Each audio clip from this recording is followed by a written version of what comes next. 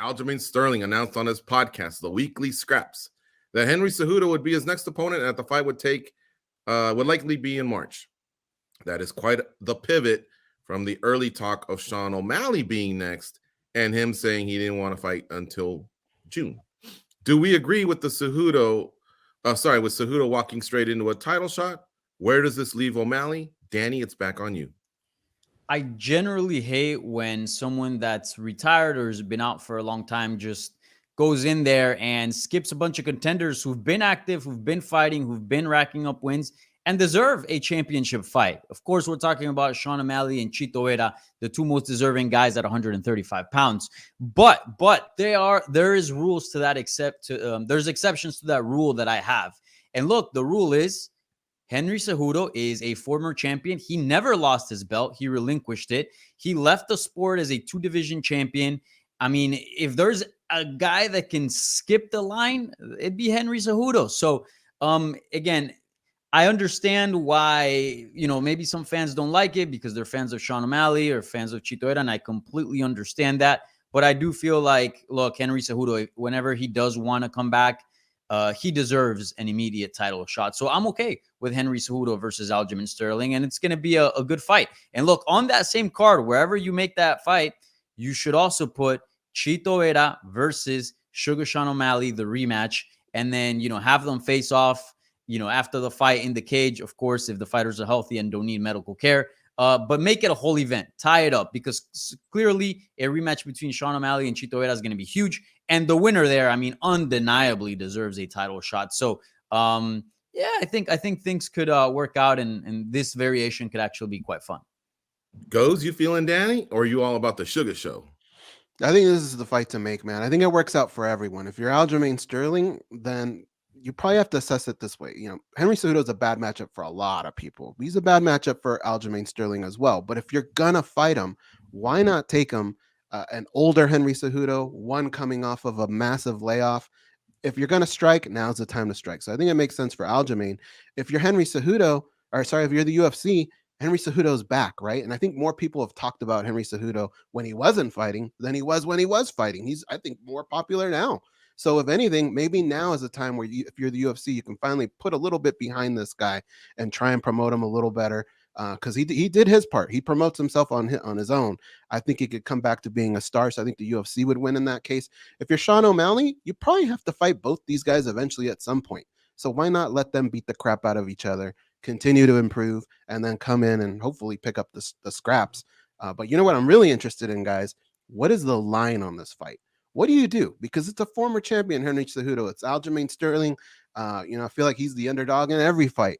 But he's proven that he deserves that belt around his waist. So what would you put the line at? I wish we had a show where we could discuss that. I'd be pissed if Henry Cejudo goes in there as the favorite. I mean, Aljamain Sterling has been disrespected so many times as the underdog going into a fight. The guy has done so much work. And I mean, look at him dancing there. I mean, he deserves to be the favorite. He's clearly a very talented fighter. And look, Cejudo's been inactive for a while. I mean, that's got to hurt too, ring rust. I think the favorite's got to be Aljamain Sterling. What do you think, Nolan? Yeah, I would lean that way as well. And I understand, it's kind of tough when you have a champion that, retired with the belt and then he's coming back. How good is he? He was best in the world when he left. But to me, I mean, if it's champion versus champion, if it's a toss-up, you've got one guy who's been active and who's proven himself against the current crop, the current cream of the crop. And then you've got another guy who, yeah, sure, he did the same thing, but that was years ago and we haven't seen it. So for me, I agree. I mean, Aljamain doesn't get the respect he deserves. I don't think that that's going to change, unfortunately. Maybe if he goes out there and beats Cejudo, that will kind of legitimize him as, hey, look I beat a guy that nobody else could, or nobody else did in his bantamweight title reign or whatever. So I think it's just to go back to the original question too, I'm fine with it. I think like if they had gone with O'Malley, I wouldn't have complained. They're going with Cejudo. I don't usually like that sort of thing, like Danny said. But given the circumstances, I'm kind of fine with it, with where the division is right now. And from what I'm hearing, it sounds like that they're trying to keep Aljamain pretty active this year. So I think O'Malley doesn't have to, probably won't have to fight again. It sounds like they're hoping that whatever comes out of this March fight, early March, UFC 285, that this will end up being somebody will be able to, whoever wins that fight will be able to turn around and fight Sean O'Malley during International Fight Week. So sounds like Sean's just waiting in the wings. I wouldn't hate if that wasn't the case for him to do the Chito rematch. I think that we would be at a point in time now where that would finally kind of make sense for everybody. But it sounds like Sean's not going to have to do that. So we'll see if everybody comes out, the winner comes out unscathed. I think we'll expect to see them in July. Guys, I do have an update here. Aljamain Sterling is -120 and Henry Cejudo's +100. Okay. I've only found it at one house, so I don't know if that'll stick. Usually I like to look at a few houses and just kind of see if they're all in the same neighborhood. But early on, it does appear pretty close to a pick 'em. Now, I want to ask you guys something, but we got to keep your takes really quick because we got a few more things I want to touch on here. But didn't we all feel like O'Malley was probably the biggest fight for Sterling in the cha-ching department? But if not him, it was Vera that had earned his spot, Cheeto Vera. And now it's not O'Malley, it appears, but it's also not Vera. Did Vera really, really get screwed? Especially if we're using the timeline that O'Malley might be waiting for the winner of Cejudo and Sterling. Vera's gonna obviously have to take another fight, maybe two. He likes to stay busy too. I mean, I don't know. I feel like he's kind of getting clowned here because he took out a former champion, Dominic Cruz. He's been finishing guys. He's got the win over O'Malley. I don't know. Goes, what do you think? I think he completely got screwed in this. You're right. And it's not his fault because he is one of the most vocal fighters, right? He does get out there and say things. It's just a situation. So I can't remember if Nolan or Danny said it, but I would absolutely try and get on that card and hope something happens and fill in, because that might be the only way you're going to see this type of fight anytime soon.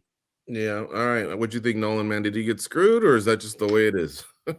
It's tough. I wouldn't say screwed, just because I think you kind of had like a three-way race where nobody kind of stuck their head further over the finish line, so it's like tough. Two people are going to have to be pushed to the side.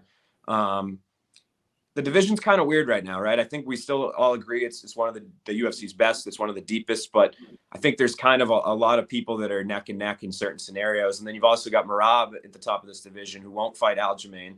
So my understanding is is the UFC going to book him against another contender and just have him keep eliminating contenders from their championship pool to pick from? Probably not.